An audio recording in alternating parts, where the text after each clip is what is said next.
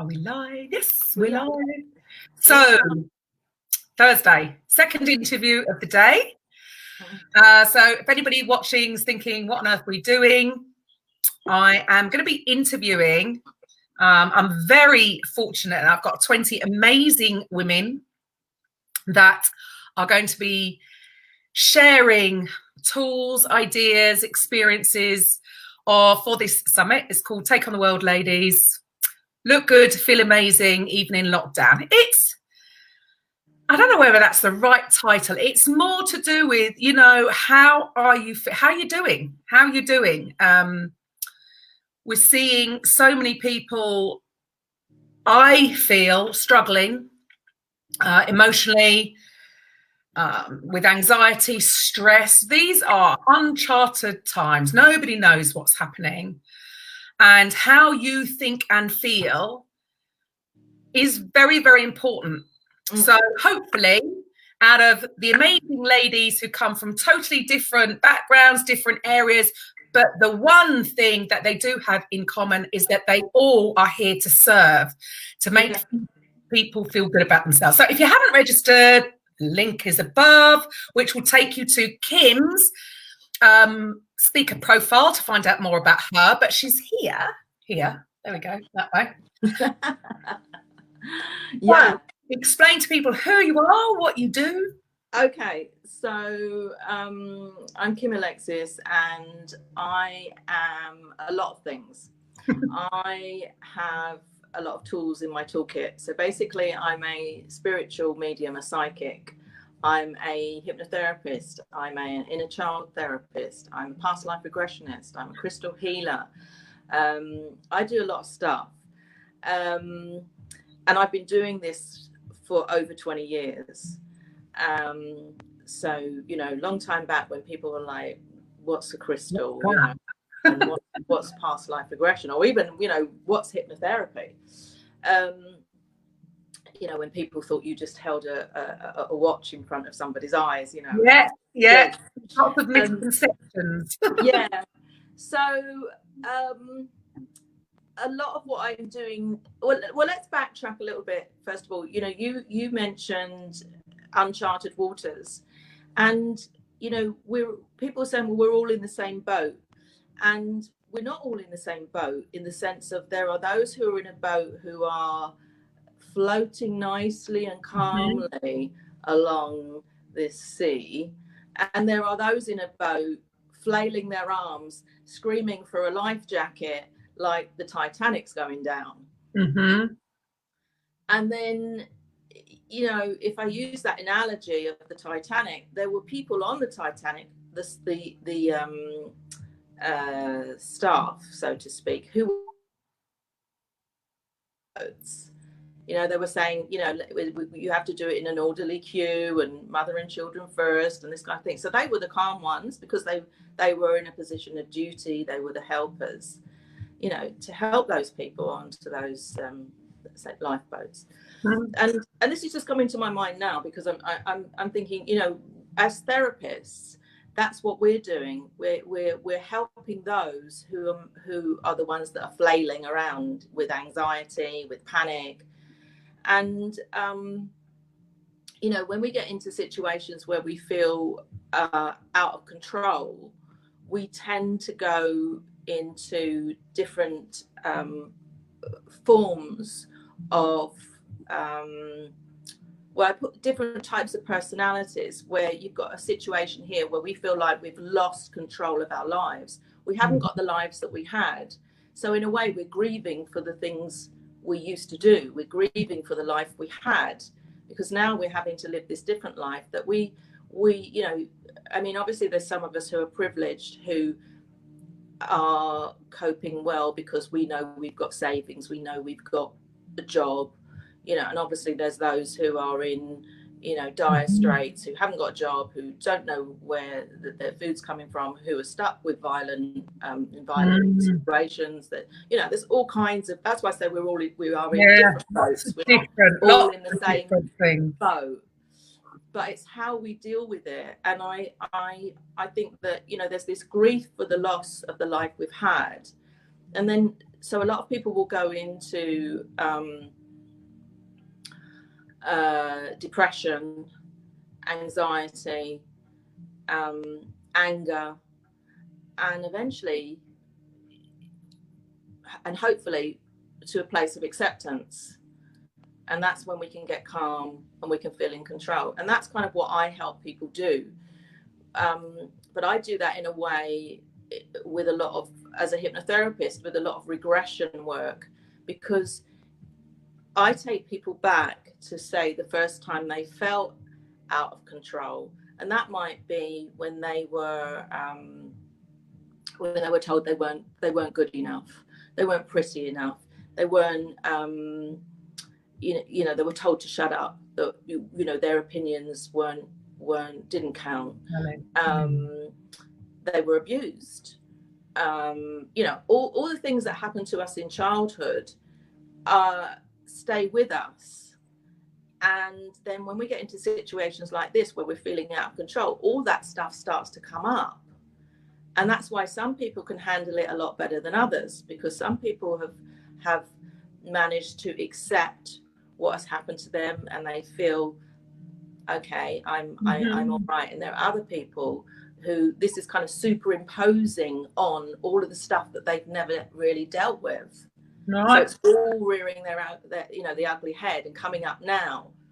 So that's why you've got these people who are feeling so much more anxious than maybe they need to, or more depressed than they need to be, because for me, a lot of it is back in the past. Right.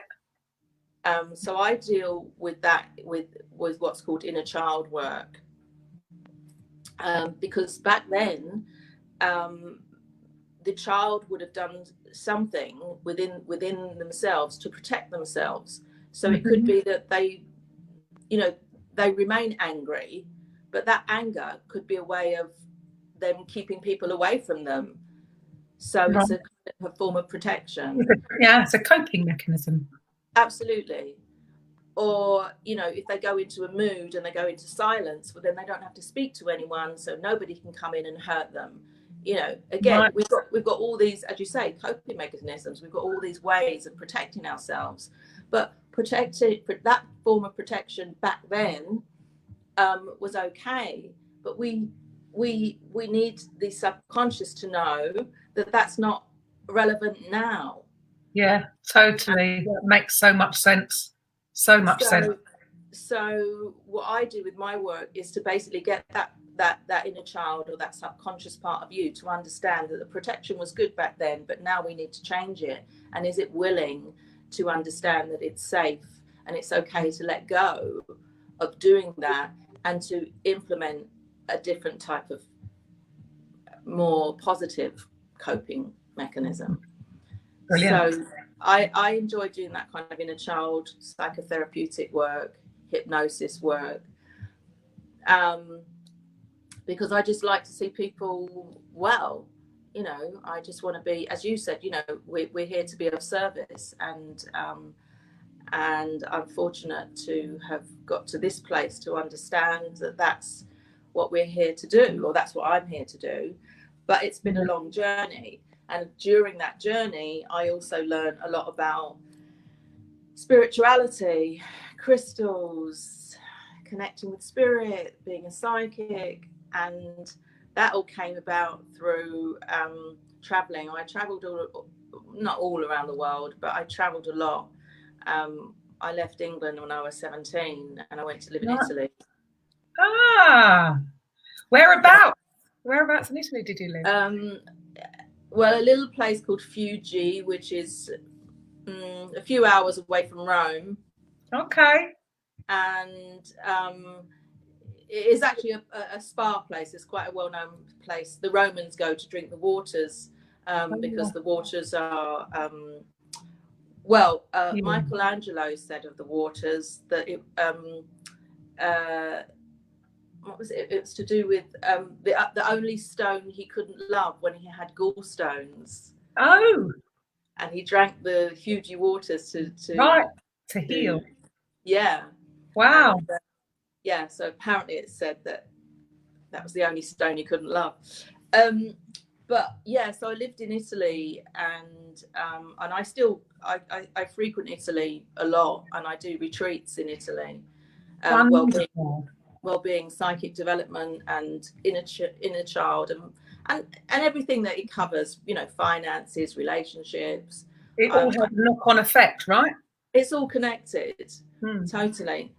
But I went from Italy, or when I was in Italy, I went to tarot card readers and coffee cup readers, and you know, they would look in the coffee cup and they would tell me what they would see about my life, and I loved all of that.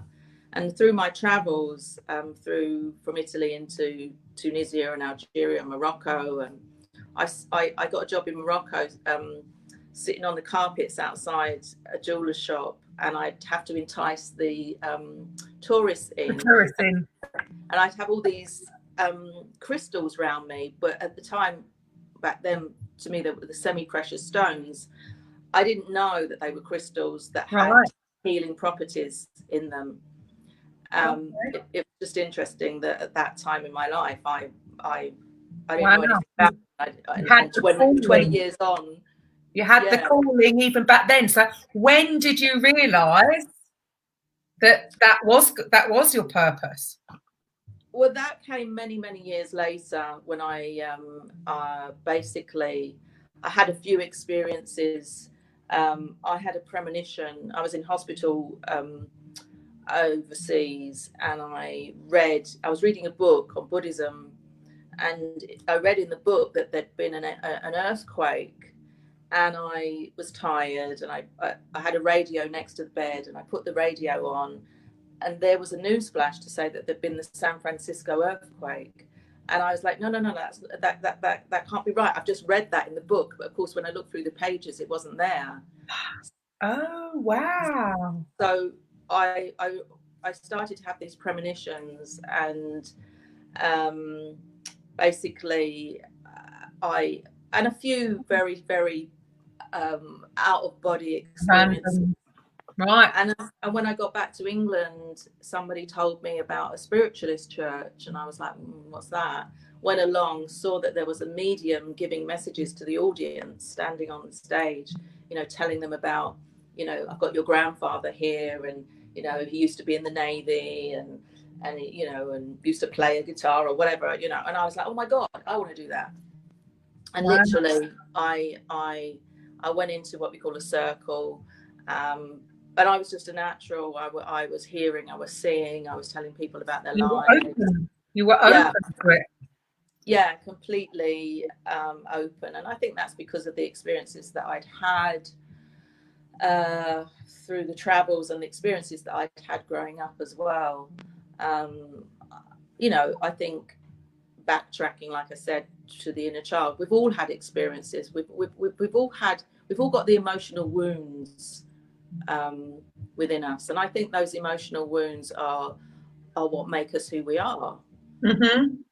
You know, the experiences that we have are what make us who we are. So the experiences I had as a child growing up, I spent a lot of my life, childhood, in and out of hospital.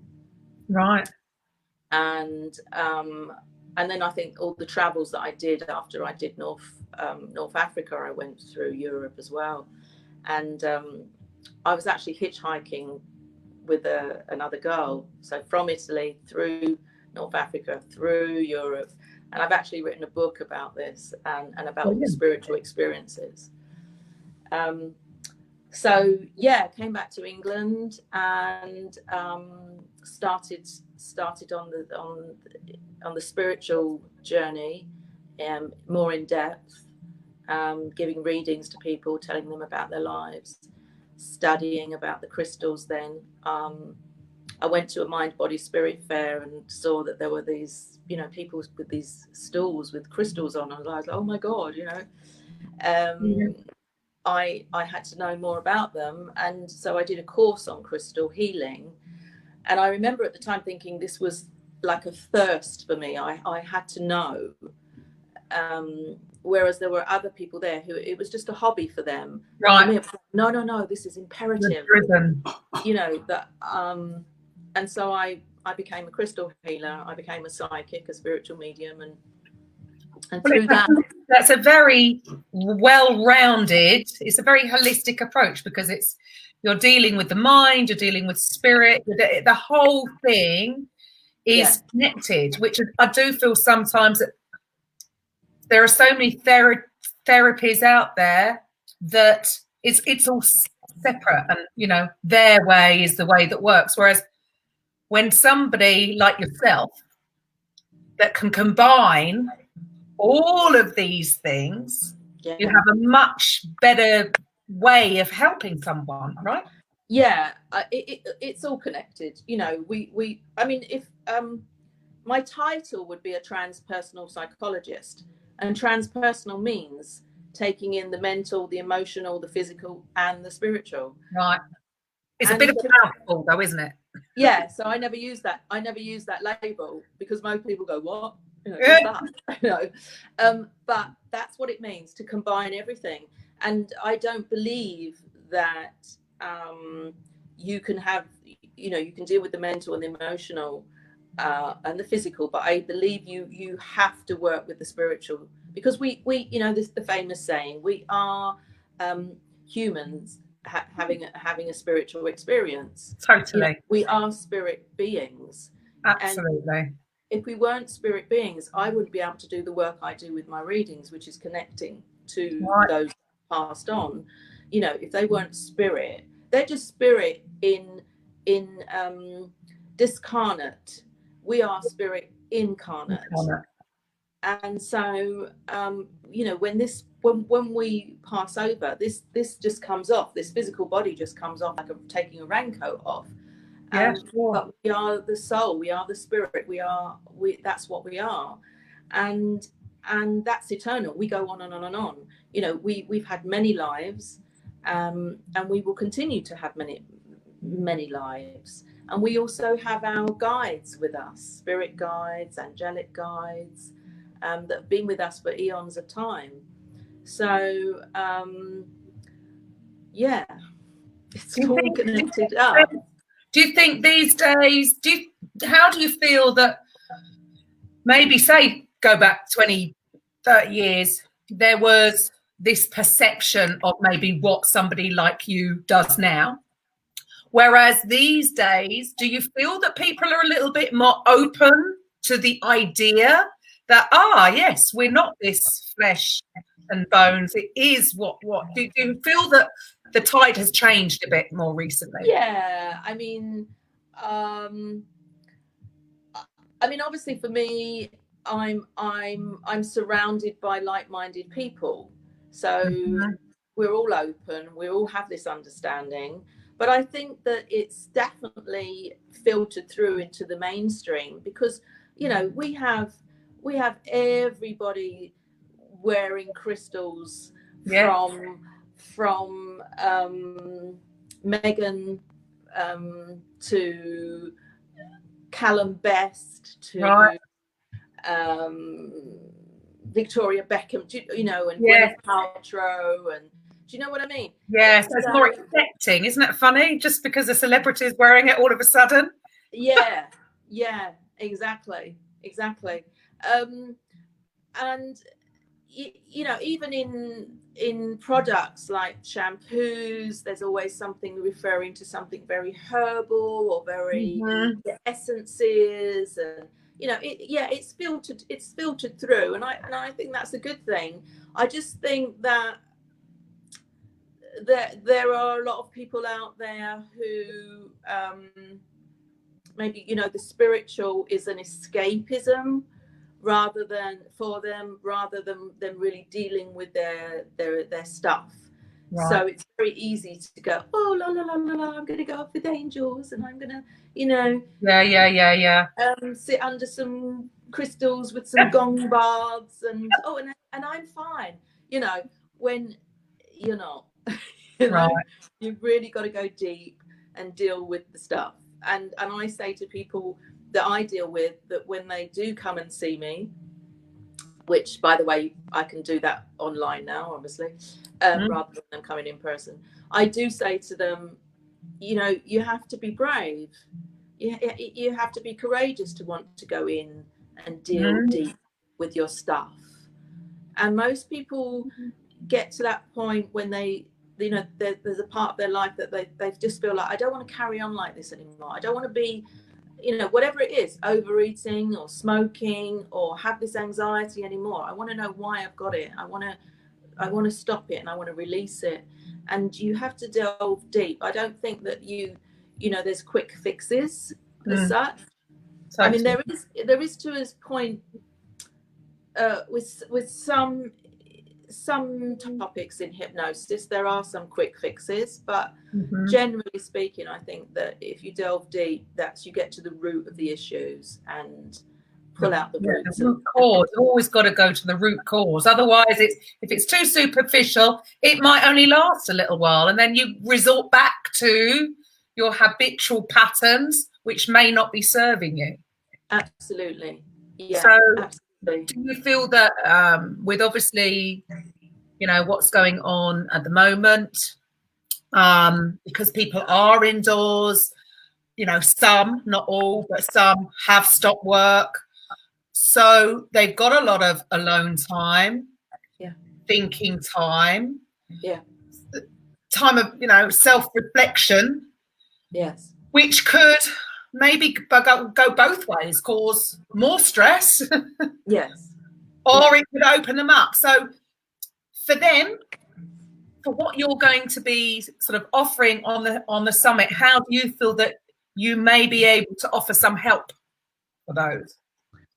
I think that, you know, some of the things I've mentioned today, which is looking at where does that anxiety originate from, and working with that, because the feelings they're feeling now are just kind of superimposed from the original issue.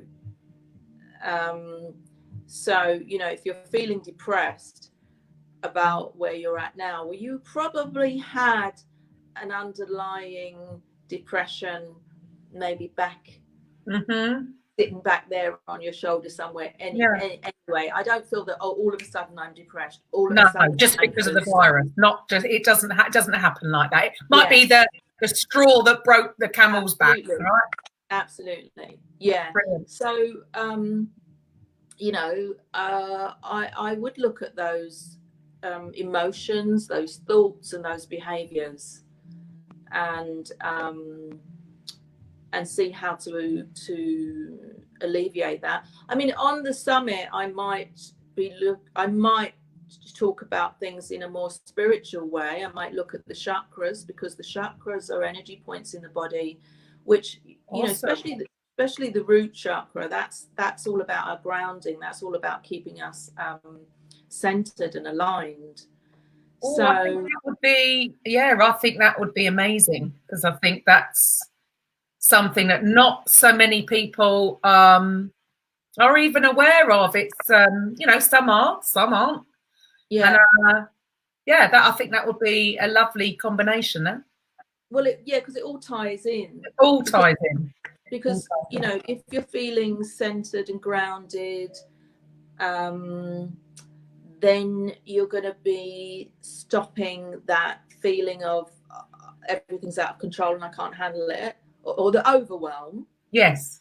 If you're feeling very grounded, then you feel you're in control. So then, you know, then there could be the crystals to use to put on the body to help with those feelings, to amplify that centeredness, that groundedness, that calmness. So perhaps some of that. I'm not quite sure yet. I'm just kind of like, I've made up my mind. You've got so many different hats, all on the same thing, as in all to help, to heal, from a very well-rounded, you know, whole range of things. So I'm really looking forward to hearing your talk, Kim. Thank you very much. I just want to say, actually, there's one other thing I want to say. When I do my readings, when I do my psychic readings, a lot of this stuff comes up. So that's when people then say, oh, you know, I'd really like to work on this. Right. So they come for, like, you know, what's going to happen in my future, and what's happening with my relationship, and what's going to happen with my work, and what's, you know, and then these things come up. And that's when I say, listen, you know, we can do some work on it. And then people go, yeah, I'd like to do that. Well, so I just wanted to put ends. There. You've got both ends. So it's not just showing them what's going on. You're offering, well, so it's even better because then you're offering a solution. Yes. Yeah. To any issues that do come up, whether they knew about them or not. Yeah, exactly. Fantastic. Well, the link to find out a little bit more about Kim and how to connect with her on all of the social media platforms. If you wanted to contact her, her email address is up there, and you will be able to register, and it's for free to come on the summit and listen to Kim along with all the other, there's 20 speakers all in all with a common theme about how to help. Yeah. It's not just for women. I'm saying it's for women, but it isn't just for women. It's for everybody. Absolutely. You know, men are just, you know, I get many men coming for readings. I get men coming for, you know, their emotional issues. So yeah. Brilliant. Well, thank you for your time, Kim. Thank you for your time, everybody else, if they've watched it live, or I can't actually read. I need my glasses, Kim. But I will see you at the summit. Thank you. There you go. Thank you. Bye. Thank you for inviting me. Bye. Bye. There we go.